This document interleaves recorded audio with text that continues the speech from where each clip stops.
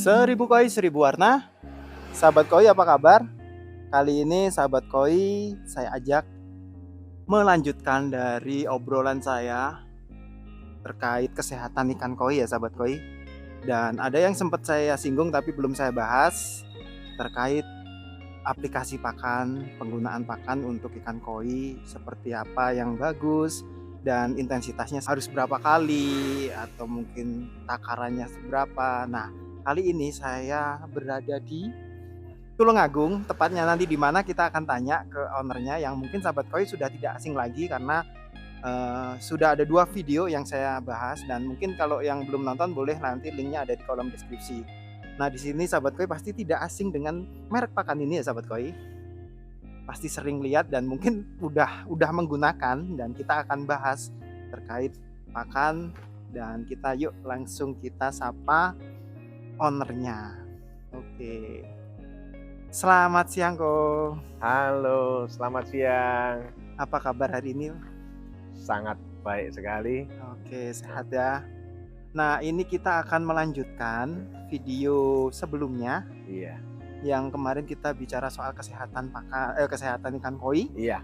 dan sempat saya singgung untuk pakan mungkin Bu, ya. Oh iya. Nah, Heeh, yang boleh, saya boleh. pengen tahu mungkin sahabat koi juga pengen tahu.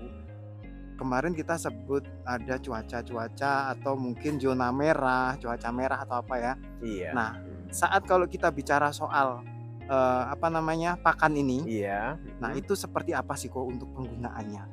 Jadi yang pasti pakan harus tepat dulu dong. Oke. Iya. Jadi kalau pakan untuk koi ya tentunya pakai pakan koi seperti itu. Aha. Kalau pakan lele ya lele, kemudian Oke. kalau nila ya nila. Mhm. Karena pakan itu kan diformulasi sesuai dengan morfologi dan fisiologinya ikan. Nah, Seperti itu. itu sahabat Terus koi. untuk pakan ikan, pakan udang ya, yang Mhm. di perairan Payo atau asin ya, Mhm. seperti itu ya tentunya pakan udang Mhm. diaplikasikan ke udang. Udang, Kemudian kalau pakan kakap ya aplikasinya ke kakap, Kakap. nggak bisa terus diaplikasikan ke ikan karena dampaknya kan ada yang nggak bisa diserap seperti itu, atau Mhm. bahkan menimbulkan dampak seperti itu yang nggak baik Oke. seperti itu. Nah, kok sempet kita ngobrol mungkin di off air-nya kita ya kok ya kemarin. Iya, Jadi gini, ada kecenderungan iya, penggunaan pakan terutama pakan untuk konsumsi ikan konsumsi iya, tapi digunakan untuk ikan koi.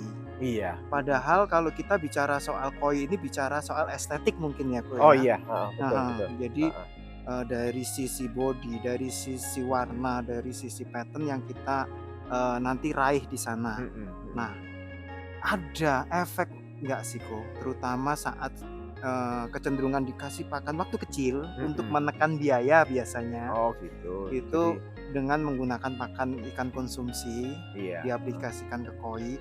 iya, Nah, ini kan sampai ikan mungkin dipanen ya kok ya. iya, Nah, baru dipanen nanti dipegang oleh para penghobi, mhm, mhm, itu baru dikasih pakan koi. Tapi oke, waktu oke, kecil oke. pakan ini. Iya, Nah, menurut jenengan iya. itu seperti apa kok? Jadi gini, kan Mhm. tadi saya bilang sejak awal pakannya harus tepat, ya seperti Aha. itu. Bukan dia nggak mau makan, mau Mhm. makan. Mhm. Apakah nggak boleh? Boleh. Boleh. Tapi kan begini, ya. Mhm. Pakan ikan konsumsi ya, seperti Mhm. lele, nila, tombro, ya, Mhm. tawes dan sebagainya. Kemudian pakan udang, Mhm. kemudian pakan kakap pun, ya. Mhm. Itu para formulator ini targetnya apa? Dia Oke. fokus pada target bagaimana menekan yang namanya cost produksi. Mhm. Ya, seperti itu dengan cara apa? Menekan cost yang eh, namanya FCR, feed Oke. conversion rate atau rasio seperti itu. Jadi Mhm. pakan Mhm. yang diberikan dengan Mhm. hasil yang tidak didapat Mhm. begitu ya. Kalau seumpama kalau FCR 1,5 begitu kan berarti pakan yang diberikan 1,5 kilo Oke. terus hasilnya 1 kilo. Jadi 1,5 ya Mhm. dibagi 1 Mhm. sama dengan 1,5. Artinya Oke. FCR-nya 1,5. Mhm. Mhm. Kalau harga pakan ini per kilo itu adalah 10.000, Aha. berarti cost dari pakan untuk bikin yang namanya 1 kilo daging Mhm. 15.000. Oke. Ya, seperti itu.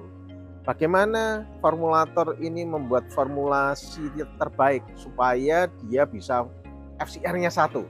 Itu Oke. fokusnya kan di situ. Hahaha. Para ini food tech ini ya, Hahaha. dia pasti ilmunya untuk yang namanya menekan yang namanya FCR. Ya, FCR-nya. seperti itu. Oke. Kalau FCR-nya bisa 1, kalau Mhm. kita bisa memberikan pakan 1 kilo hasil dagingnya 1 kilo, berarti 1 dibagi 1 sama dengan FCR-nya 1 Mhm. kali pakan 10.000 harganya, itu 10.000, berarti ada Mhm. penghematan 50% di situ. Mhm. Seperti itu. Sehingga apa? Terjadilah keuntungan yang besar bagi si petani, itu target di situ. Hahaha. Tapi target untuk ikan hias ini berbeda Mhm. ya. Bukan hanya pertumbuhan yang cepat, FCR yang rendah, tapi di situ ada target, yaitu bagaimana bakat ikan itu bisa muncul. Aha. Nah, kemudianlah diformulasikan supaya estetika ikan ini memenuhi yang namanya ekspektasi daripada pembudidaya maupun penghobi, seperti itu. Oke. Sehingga itu yang membedakan ya.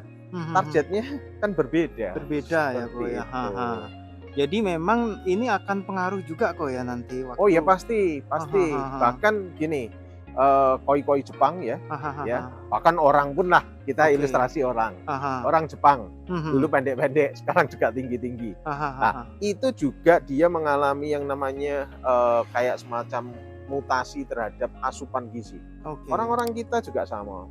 Jadi lebih tinggi seperti itu ya. Mhm. Karena asupan gizi. Isi. Ya. Kebutuhan nutrisinya ya akan lebih besar. Saya sudah mengamati dari dulu bagaimana saya menggunakan protein 25, 28, 32, 35 seperti itu. Oke. Oh, hasilnya sekian. Kemudian kita mulai create bagaimana kalau 38. Oh, ternyata bakat ikan itu muncul sehingga bisa menghasilkan bagi seperti itu. Oke. Sehingga saya punya standar, oh pakan ikan koi yang terbaik ya. Saya rasa di minim 38 kalau pengen bakat ideal shape-nya itu bisa tercapai seperti itu. Nah, sahabat koi, ini satu informasi juga, sahabat koi, beliau ini juga punya produk Pak ikan juga Pak ya. Oh iya. Oke. Saya mulai dari hatchery ya, dari breeding ya, dari anakan, dari indukan, kemudian jadi buraya, kemudian pendederan, kemudian pembesaran, ada semua. Oke. Sampai dijual. Tapi itu nggak cukup juga, sehingga kita harus collect dari petani juga dengan mitra. Mitra juga. Oke, berarti gini, ada beberapa produk pakan yang milik jenengan ini jenengan aplikasikan ke ikannya jenengan. Oh iya, pasti semua. Oke. Nah, kalau kita bicara dari size kecil tadi ya, iya.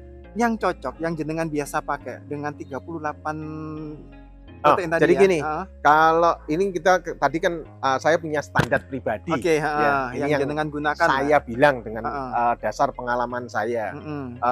Saya biasa gunakan setelah netes, kemudian kan kita biasanya pakai pakan alami, yaitu Dapnia ya. Kemudian juga bisa pakai yang lain ya, Rotivera, kemudian yang lainnya ya, seperti itu. Kemudian penggunaan cacing ya, seperti itu. Kemudian karena kolam-kolam saya kan kolam diterpa bak semen ya, bukan yang di kolam matpon ya, di kolam tanah seperti itu. Jadi kita memang harus asup ya dengan pakan alami dulu ya, cacing ya, kemudian Dapnia dan sebagainya ya. Karena begini, pada dasarnya semua ikan ini pada waktu kecil kan dia adalah karnivora semua. Seperti itu ya. Jadi entah itu herbivora, entah omnivora dan karnivora, pada waktu kecil karnivora semua. Sehingga kita diberikan pakan yang karnivor ya, yang sesuai dulu. Kemudian setelah kurang lebih sekitar 1 bulan itu kita mulai istilahnya di-split. Jadi diajarin dengan makan pelet. Kalau ikannya masih kecil, saya bikinkan pasta itu dari Harmoni yang 1 mili. Harmoni yang 1 mili. Mungkin di sini ada contohnya Pak? Ada. Harmoni 1 mili. 1 mili. Ini yang 1 mili ya? Iya. Itu berarti dicampur air atau dilunakkan seperti apa? Oh enggak. Oh enggak ya. Jadi bisa ya kita ini yang 1 mili. 1 mili, oke. Ini proteinnya 40. 40. Meskipun tulisannya di sini 38, tapi dia 40. Kandungan aslinya 40 ya? Iya, karena dulunya kan kita memang nggak bikin 1 mili dulu begitu. Oke. Sakitnya 1 mili ya jadinya 40 ya.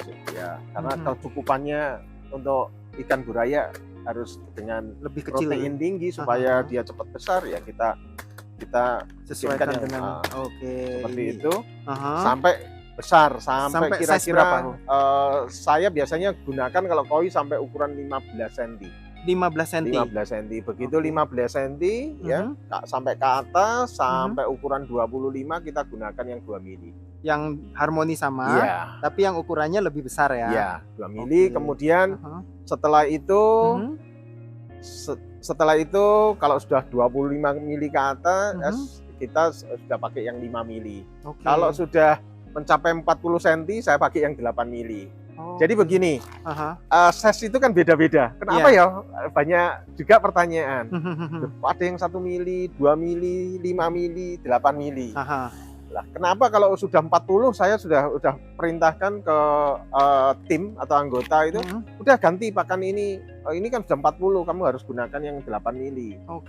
Gini, ini kan kebiasaan pembudidaya itu. Kalau kolamnya 1, 2 sih nggak apa-apa. Kalau punya saya kan panjang sampai setengah kilo begitu. Nah, sehingga karena kalau dikasih kecil, bukan dia nggak bisa makan. Ya kalau ikan kecil dikasih besar dia kesulitan, bahkan menimbulkan kerugian karena kan nggak segera termakan, dia kan banyak nutrisi yang hilang di air seperti itu. Nah, tujuannya kalau diberi pakan yang besar ini ya sudah segera kenyang kita bisa pindah kolam. Kalau kecil dia tungguin nanti nggak selesai kasih makan. Kan ada tuh Pak yang kalau memang penghobi untuk yang gede kenapa? Ini menimbulkan sensasi. Makanya kalau sudah gede kasih makan yang gede karena gini dia kan makannya pasti bukan kalau kecil itu nggak ada bunyi gitu ya. Tapi kalau gede dikasihkan dia akan nyedot cop. Nah itu menimbulkan kegembiraan bagi kita. Seperti itu. Jadi ini cara bagaimana kita menekan ini waktu pemberian pakannya supaya juga efisien waktu gitu. Mungkin agak mundur sedikit. Itu tadi berarti untuk yang kan harmoni ada beberapa jenis ya sekarang ya, Iya, jadi gini, untuk yang growth ya, itu ada 1 mili, BA itu disebut harmoni baby. Kemudian 2 mili, 5 mili, dan 8 mili. Kemudian dalam perjalanan waktu, karena di Tulungagung atau mungkin daerah yang sama iklimnya dengan Tulungagung, ya, jadi daerahnya sedikit agak suhu airnya panas, ya, seperti itu. Kemudian dengan suhu yang panas ini, metabolisme ikan itu dia akan tinggi. Kemudian nafsu makannya ikan ini tinggi. Kemudian dia makan itu lebih banyak dibandingkan seperti kayak di Blitar, di Malang atau daerah-daerah dingin yang lainnya, seperti itu. Kemudian karena dia cepat tumbuh, kalau di Tulungagung itu lebih gemuk-gemuk, lebih bagi-bagi ya. Tapi biasanya warnanya ini yang kurang.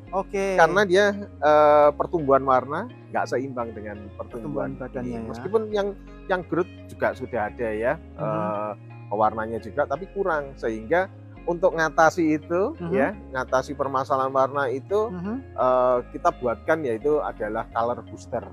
Untuk ikan-ikan kalau yang mau dijual, ini anggap aja kayak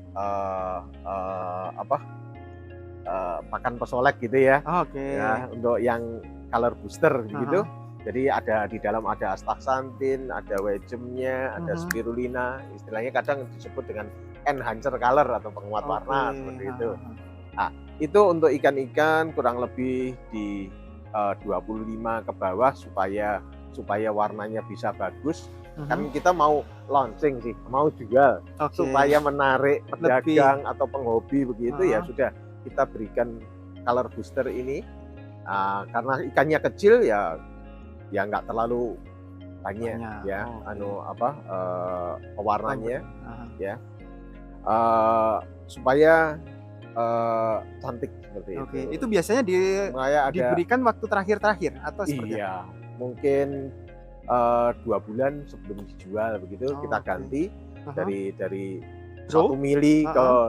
2 mili. Hahaha. Color booster juga bisa, atau Oh. 2 mili yang harmoni begitu, Mhm. kita sambung begitu dengan yang Oke. 2 mili color booster.